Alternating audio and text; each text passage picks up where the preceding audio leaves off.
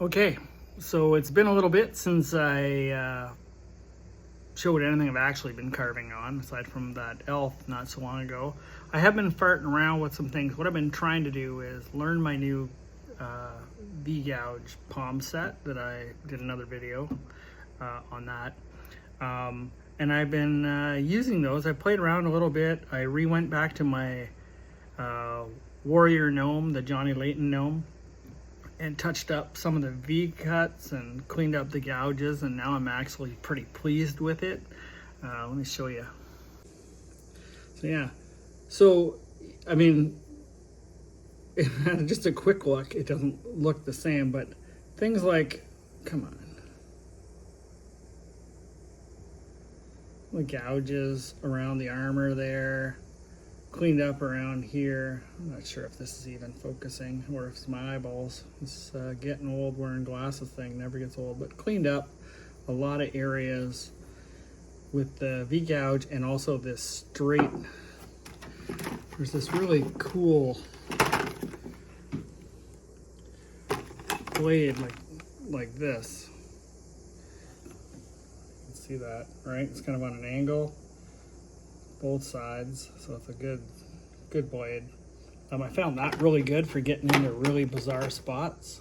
So I use that, and now I'm like the gouges on the head. So now I'm thinking I might give this a coat of oil, although this is to date my wife's favorite piece, and she doesn't like paint.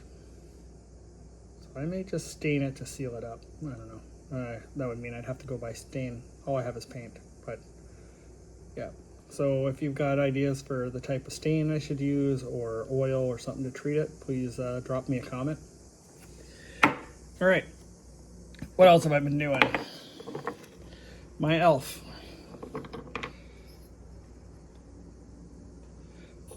All right, so one of the things I've been working on here is, I made that hole for the hammer to fit in. There's the little hammer. I cleaned up his eyes. Again, I got to town with the kit I got from chipping away. Cleaned up a lot of this, and I'm a lot happier with this. Was able to put a better mouth on him. It's a lot cleaner. I did glue them together, and he did break apart. So what I've done is I drilled a hole in the bottom, marked it all, drilled a hole here, and I have a piece of wood. As you can see, it's sticking there. I apologize for the clarity. If this is blurry to you, I apologize. If it's not blurry to you, it's blurry to me because I'm not wearing my eyeglasses, my reading glasses. But so the plan now, so that whole skill of putting things together and making them stick and be solid, that's what I'm working on with this right now. That's a skill I'm trying to develop, so that if I get into something that I put a lot of effort into, it's not going to break. So the other thing, so I showed you I carved a second shark in a previous video. Only this one I decided to not have an integrated fin because I wanted to do a second fin. So I created the first one I put on, I think I got a video, and I showed that the gap there was huge because it didn't line up nicely. So what I did with this one is I used my new U-gouges, and I created an indent in the back of the shark, and I created the bottom of this fin where it touches here is convex and fits in there a lot tighter. So this is a much cleaner looking fitting, and it feels a lot more secure because I did bust the last fin off when I was trying to do some trim work. So what I'm going to do, the next skill I'm going to learn with this one is I'm going to do some sanding, probably on the bottom where it's not going to get some dust. I'm going to pack that dust in those little cracks right there, right?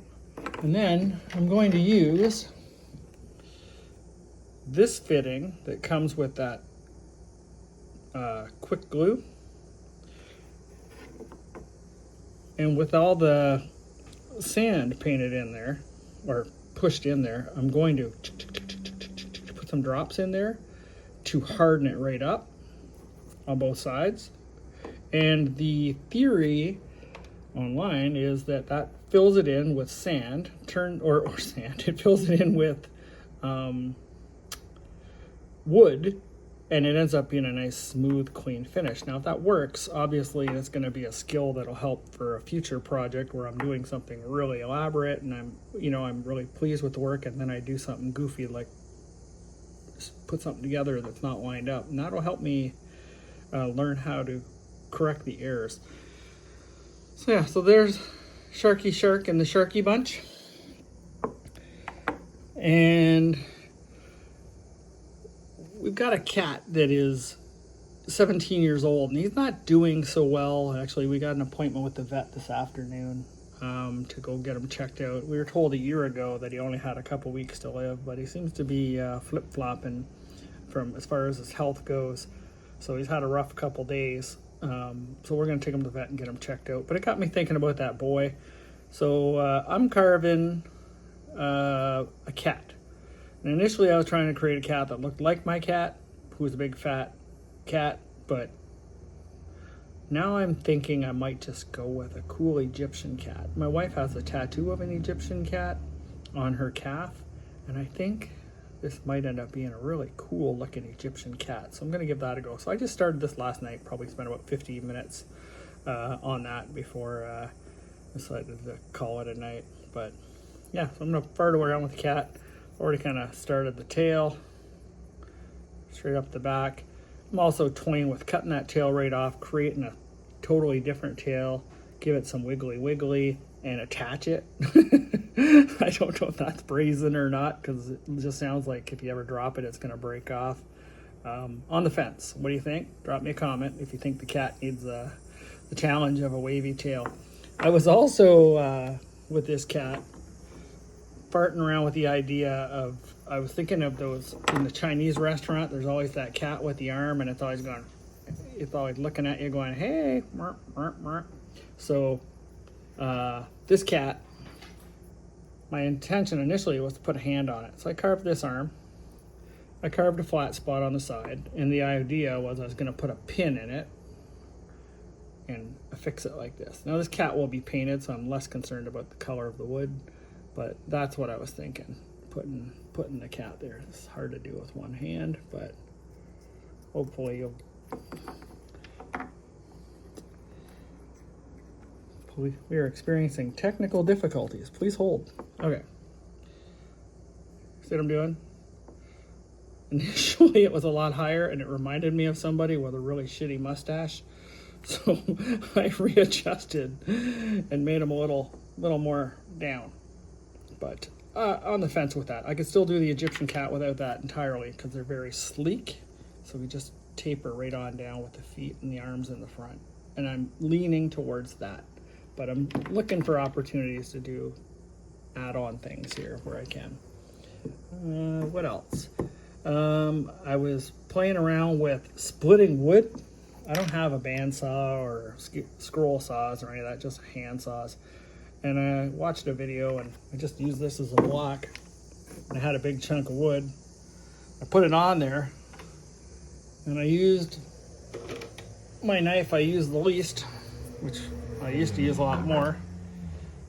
One from the Beavercraft kit. And I basically, this piece was double the size because as you can see, this was on it.